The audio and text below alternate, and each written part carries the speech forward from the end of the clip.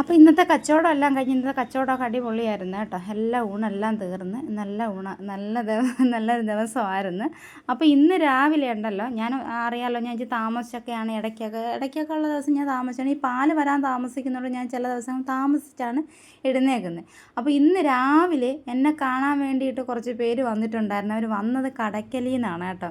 അവർ വന്നപ്പോൾ സമയത്ത് ഞാൻ എഴുന്നേറ്റില്ല. നമ്മൾ കതകൊന്നും തുറക്കാത്തതുകൊണ്ട് അവർ വന്നവർ അപ്പുറത്തെ വീട്ടിൽ പോയി സബീനെ അടുത്ത് ചെന്ന് പറഞ്ഞ് ഇതുപോലെ ഞാൻ രഞ്ജുവിനെ കാണാൻ വന്നതാണ്, ഒന്ന് വിളിക്കാവോ എന്ന് പറഞ്ഞ് അവൾ വന്നപ്പം ഞാൻ ഉറങ്ങുക അപ്പം ഇറങ്ങി കതവ് തുറന്ന് ഞാൻ ഉറങ്ങി കിടക്കുന്നേ ഉള്ളൂ. അപ്പോൾ അവൾ പറഞ്ഞു ഇതാ നിന്നെ കാണാൻ വേണ്ടിയിട്ട് യൂട്യൂബറെ കാണാൻ വേണ്ടി 2-3 പേര് വന്നിരിക്കുന്നു.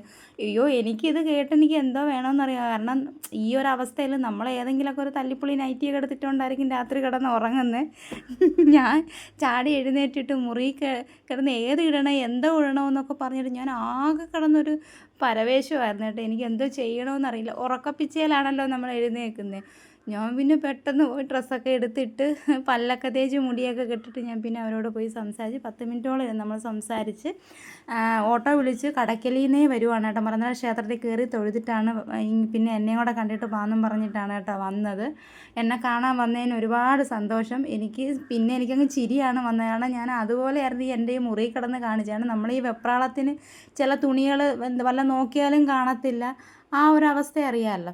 അതുപോലെ ആയിരുന്നു മെനിങ്ങാന്ന് ഞാൻ കന്യാകുമാരി പോയ ദിവസം എന്നെ കാണാൻ വേണ്ടിയിട്ട് ഒരാളിവിടെ വന്നിട്ടുണ്ടായിരുന്നു. പുള്ളിക്കാരി അടൂർ ചെറിയൊരു വീട്ടിലൂണല്ല, പൊതി ഇങ്ങനെ വിൽക്കാൻ വേണ്ടിയിട്ട് റോഡ് സൈഡിൽ ഇരുന്ന് വിൽക്കുവാണ് കേട്ടോ. പുള്ളിക്കാരി എന്നെ കാണാൻ, എൻ്റെ വീഡിയോ സ്ഥിരം കാണുന്നതാണ്. അപ്പോൾ എന്നെ കാണാൻ വേണ്ടിയിട്ട് എനിക്കൊരു ചോറ് പൊതിയൊക്കെ ആയിട്ടാണ് വന്നത് കേട്ടോ. പക്ഷേ വന്നപ്പോൾ നമുക്ക് കച്ചവടം ഇല്ലായിരുന്നു. അപ്പം ഞാൻ പിന്നെ തിരിച്ച് വിളിച്ചിട്ട് എന്നെ വിളിച്ചിട്ടുണ്ടായിരുന്നു.